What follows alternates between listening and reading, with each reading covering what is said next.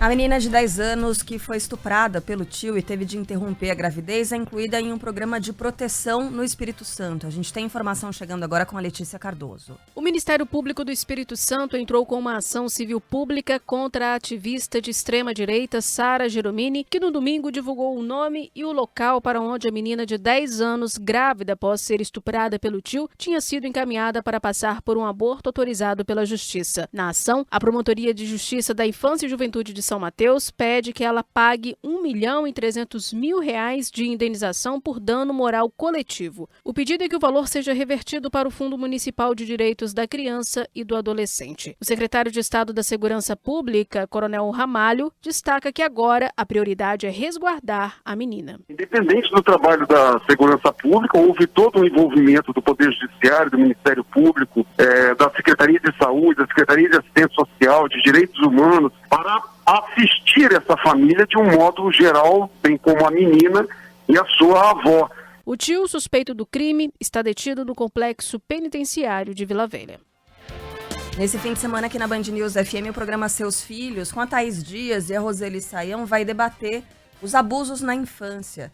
E traz, além de toda a discussão, relato da nossa ouvinte Débora, vítima do próprio tio, assim como a menina de 10 anos no Espírito Santo.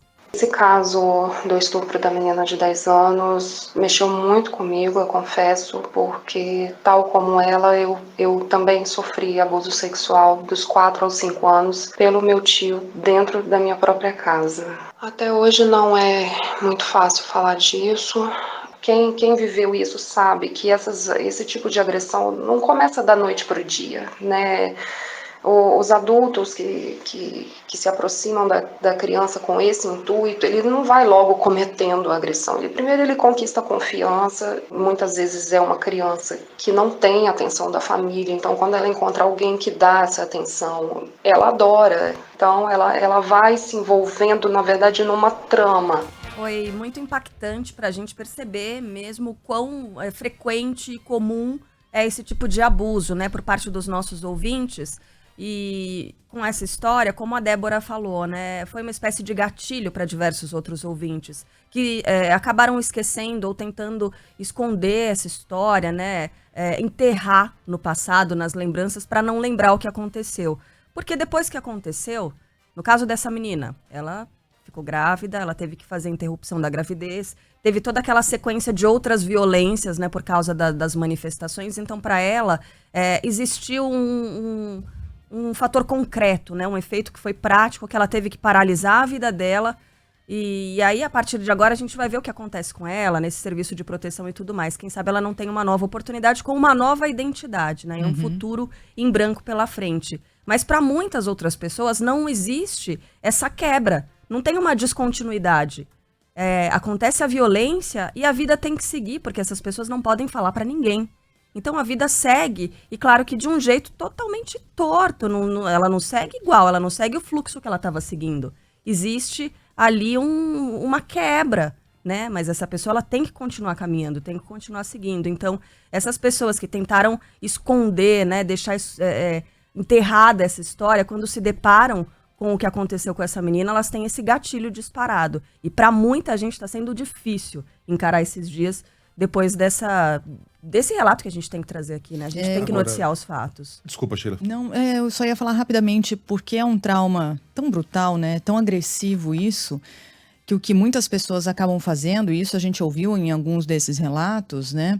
É que até por um próprio instinto de sobrevivência, para seguir em frente, as pessoas deixam essa história, esse trauma, lá dentro, escondido em algum lugar. E não acessam mais. Mas tá lá, faz parte da história. É uma quebra. Tá lá dentro, escondido. Mas para seguir em frente, para sobreviver, as pessoas deixam isso guardadinho e não mexem nunca mais. Mas a vida nunca mais é a mesma, né? Não. E o que essa história fez foi com que as pessoas se sensibilizassem muito e reabrissem essa gaveta para encarar de novo aquilo que transformou a vida delas, porque isso transforma a vida de qualquer pessoa, né? Agora, a gente precisa, às vezes, de casos como estes para perceber o tamanho do problema que está diante de nós. E muitas vezes escondido. Eu me lembro quando encontraram um bebê dentro de um saco de lixo na Lagoa da Pampulha, em BH. Foi na Pampulha? Foi em BH. Foi, acho que foi. Viram que tinha um saco se mexendo ali, imaginaram que havia um gato dentro ou coisa parecida. puxaram com um galho o saco e lá dentro havia um bebê vivo, que foi levado para o hospital, foi salvo, deve estar com 6, 7 anos de idade hoje. Foi em 2015. 2015? Então, 5 anos. quase acertei, 5 anos. E a partir de então, foi na Pampulha mesmo? Foi. E a partir de então começaram a surgir dezenas de histórias de bebês abandonados no lixão, numa sarjeta, num lugar qualquer. E a gente percebeu que isso era algo que estava acontecendo o tempo todo, mas precisou de um caso muito chocante como esse, um bebê vivo dentro de um saco na lagoa de uma das maiores capitais do Brasil, para que a gente abrisse os olhos.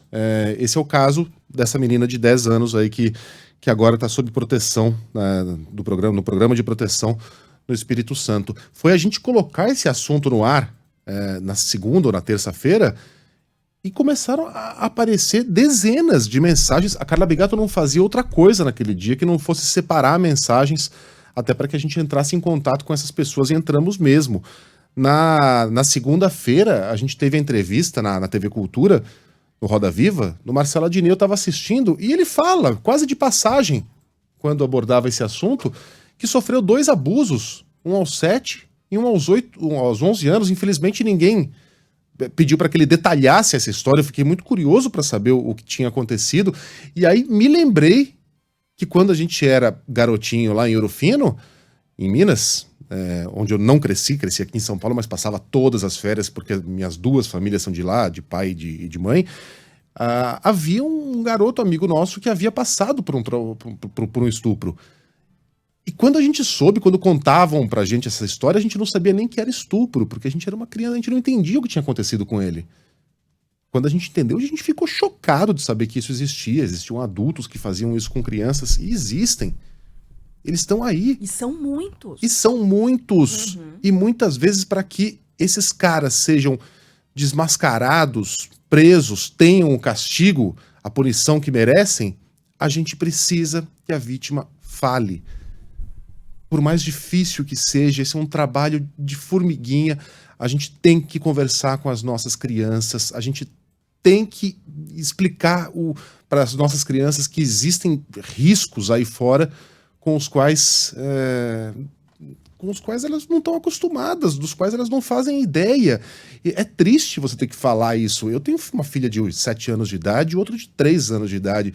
Você interromper aquela inocência de 24 horas por dia para falar de algo tão sério, sabe? Dá a impressão que você está forçadamente encerrando uma infância que está lá em toda a sua plenitude, mas é necessário. Que você está cometendo uma violência. Que você está cometendo uma violência ao colocar na vidinha dela uma coisa tão séria, tão triste e tão asquerosa. Mas é necessário. E é o nosso papel como pais. São também papéis dos educadores. O que não dá é pra fingir que isso não existe. Sabe quem diz existe e tá isso? por aí, minha gente. A psicóloga e colunista da Band News FM, a Roseli Saião, diz exatamente isso. Nós temos os 2 opostos nesse momento, né? Aqueles que dizem, não, eu confio em todos os meus parentes que frequentam a minha casa, e aqueles que dizem, você não pode atender a ninguém, não pode receber o carinho de ninguém.